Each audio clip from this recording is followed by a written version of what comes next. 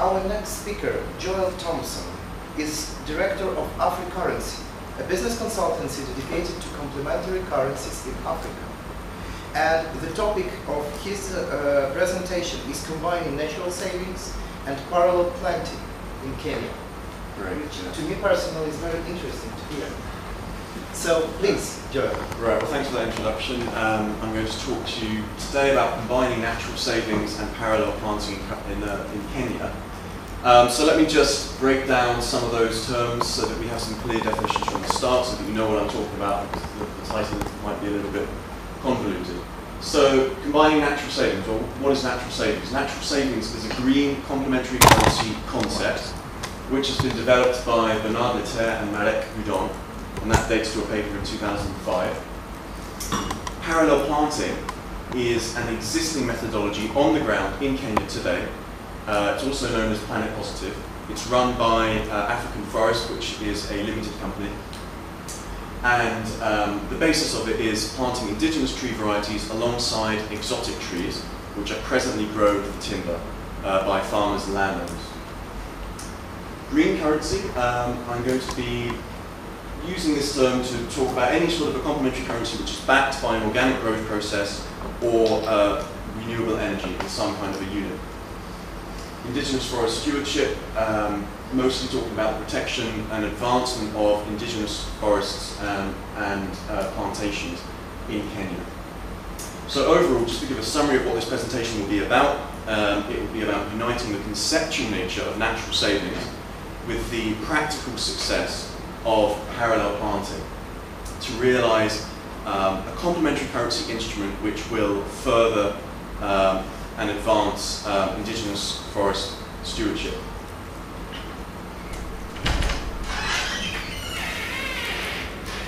So let me start off with a little bit of a background and a context to the state of Kenya's indigenous forests.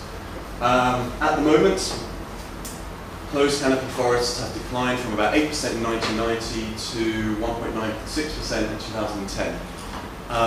Nevertheless, about 60% of the national grid's electricity comes from hydropower, which is highly dependent on water of adequate quantity and quality delivered by the forests of Kenya. Similarly, around 70 to 80% of Kenyans depend on charcoal and firewood for domestic consumption.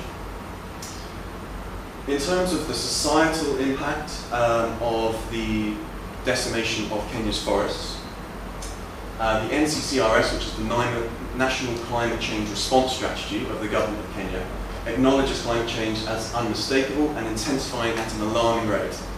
And this has been evidenced most recently with the cumulative failure of the long rainy season in Kenya, which you may have seen in news reports from last year, but it's actually ongoing. Political impact of the environmental degradation of the forests. The UN has identified diminishing resources and conflict over resources as a key contributor to the post-election crisis and violence of 2008. In terms of policy, there's been plenty of documents and other things promulgated by the government of Kenya to try and protect the forests. Here are some. Here we have the rehabilitation and protection of indigenous forests as one of Kenya Vision 2030's flagship projects. Now, Kenya Vision 2030 is a development blueprint for the country, spanning from 2010 to 2030, I believe it is. At the same time, Kenya Vision 2030 has a central pillar, which is 10% annual GDP growth rate, sustained over the years until 2030. So whether or not 10% annual GDP growth rate can be reconciled with the protection of the forests is a question which I won't be talking about in this presentation, but in my paper I consider it a little bit and touch upon it a little bit. And here are some international conventions to which Kenya is a party. So why green CCs? What is the value of using a green complementary currency to protect the indigenous forests of Kenya? Well, the decoupling of the money supply from the natural limits. Here I'm referring to the monoculture of global debt money, which is in no way connected to the limits of the planet, or the ability of the biosphere and ecosystems in Kenya to regenerate and replenish themselves. Now, for more information on this, I would refer you to Shan Turnbull's work, who's written numerous papers on this subject. Within this monetary economic paradigm, there are quite a few limitations to traditional eco-friendly industries such as ecotourism, mainly because of the marginal growth which is required within a GDP growth model. So for ecotourism to contribute to the annual growth rate target of 10%, you need marginal gains in ecotourism, which is not possible even if it was to be desirable. So the suggestion here is to tether the money supply of a local currency to the growth process of Kenya's indigenous trees. And by doing so, creating some kind of a micro monetary economic paradigm shift, which would bypass the current monetary economic paradigm to add resilience to parallel planting projects. We'll move on to that soon. So some of the green CC design considerations to be made might be the unit of value. So could it be one tree standing as it is, protected over the course of 1 year? Or could it be 10 years of growth of an indigenous tree? Could that count as 1 unit? There are other considerations of eco-mimicry in terms of how to imitate the diversity of ecosystems and bring that into a currency design. Anthropology is important in the context of Kenya because you have to consider traditional concepts of economics in Africa and value, traditional concepts of wealth and value as well. So let's move on to natural savings. So natural savings, as I briefly mentioned at the very beginning, it's a tool developed by Marek Kidon and Bernard Leterre. It's quite simply a micro savings tool which is issued to labourers who plant indigenous trees, or landowners, farmers. When you plant an indigenous tree, in fact, if you plant any tree, in the case of natural savings, it applies to all sorts of organic growth process, so it might be fisheries as well. Natural savings basically issues a share, like a tree share, which grows in value over time as the tree grows to maturity. The reason being that as the tree grows over time, ever closer you're approaching the time in which the tree can be harvested for timber. So in that sense, it's a micro savings tool because if you hang on to it, it grows in value over time, which is important in inflationary environments such as Kenya, because if you hold on to national money, when you have an inflation rate of around 17–18%, the national money becomes worth very little very quickly. So the incentive is to spend very quickly before the money loses its value. And as a consequence of that, you have a short-term horizon for many farmers and forest community residents who are focusing on spending the national money as quickly as possible because of the inflationary nature of the Kenyan environment. So to summarise that, by issuing some kind of a currency in advance of receiving the monetary benefit of, say, logging or timber, you find a way to provide some kind of a quasi-payment for anticipated revenue from trees or some other natural resource. Parallel planting. Well, let me say from the outset that parallel planting in no way uses a complementary currency at the moment, so it's completely separate. This is an existing project on the ground in Kenya. It's a methodology developed by African Forest. Officially, it's called Planet Positive. The basic methodology is planting indigenous trees alongside exotic varieties. Now, the present practice for many landowners is to plant exclusively exotic varieties of trees, such as eucalyptus. The reason being that they grow fast, you can harvest them quickly for timber, and you can make money. Indigenous trees, on the other hand, grow slowly. They're more suitable to the environment. They are more suitable to the endemic biodiversity and migratory patterns of species and so forth.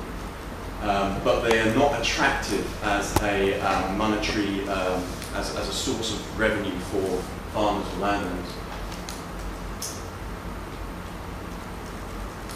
Now, the model for parallel planting is not based on donor funding. It's based on investors investing in a plantation, let's say 1,000 or 10,000 hectares.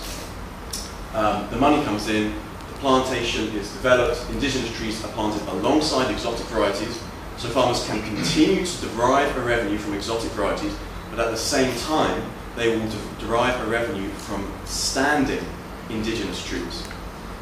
because standing indigenous trees deliver all sorts of non-timber forest products. Medicines, essences, sustainable charcoal, royal jelly, honey, all sorts of different things.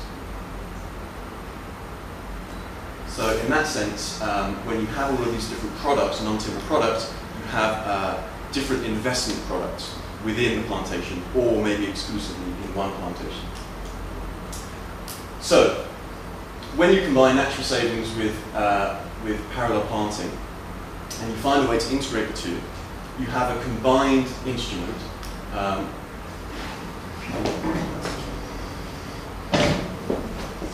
Just move it down so it's hardly on the screen and don't repeat. Oh yeah, he's right. Okay, just stay down there. That's really typical Windows. No. Change focus. It's fine. What's What's the issue? It's staring you all the time. Can I carry on? Yes. Okay.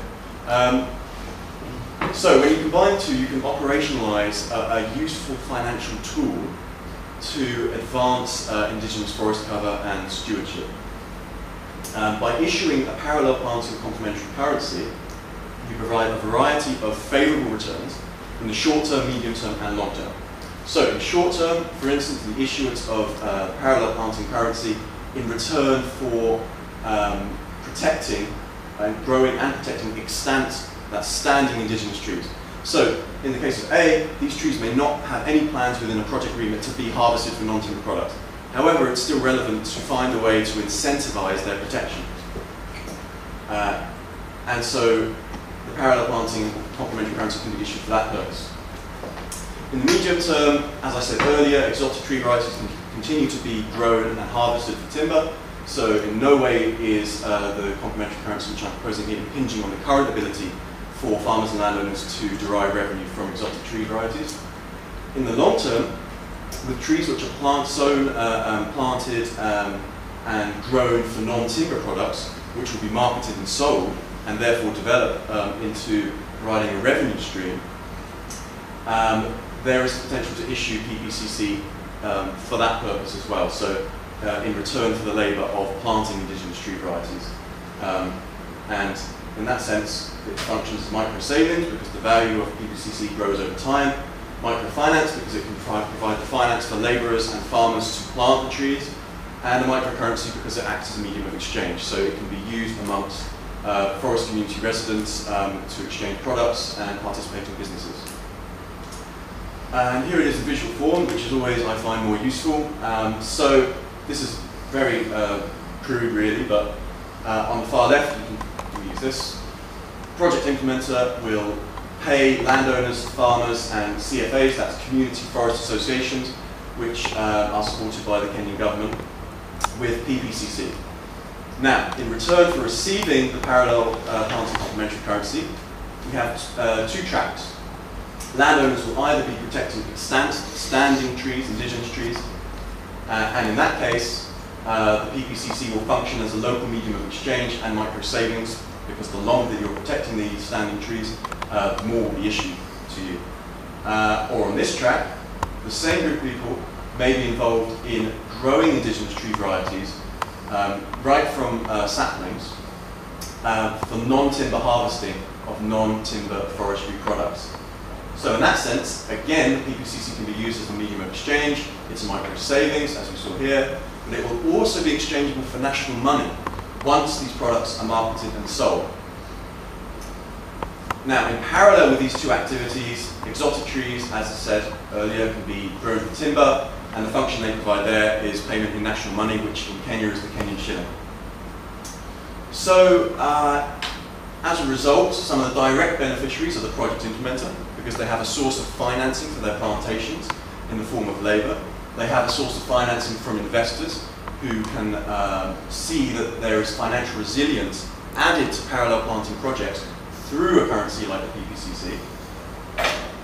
Residents, small and medium-sized businesses, landowners, farmers, CFAs can derive an additional source of income which is stable and tethered to the growth of an indigenous process and indigenous energy process of the trees. So in that sense as well, in an inflationary environment like Kenya, you have a way of tackling that inflation